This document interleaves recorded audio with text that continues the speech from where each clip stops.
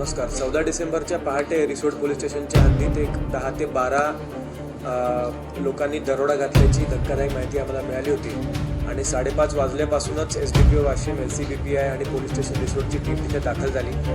तर हा तपास करता करता असं लक्षात आलं की ह्या लोकांनी आसेगाव पेन नावाच्या गावामध्ये एक फ्रॉड लग्न करून सुद्धा तिथे धुडगूस घातला होता.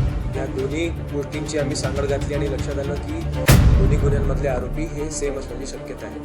तसंच CCTV अनालिसिस, CDR अनालिसिस करत करत आम्हाला त्यापैकी एका गाडीचं लोकेशन अहिल्यानगरला मिळालं आणि SP अहिल्यानगर आणि LCBPI अहिल्यानगर यांच्यासोबत आपण कोऑर्डिनेशन ठेवून तिथून आरोपी अटक केले. ज्या परिवारात लग्न केलं होतं त्या नवऱ्याच्या वडिलांना सुद्धा या लोकांनी किडनॅप केलं होतं आणि त्यांची देखील सुटका करण्यात आलेली आहे.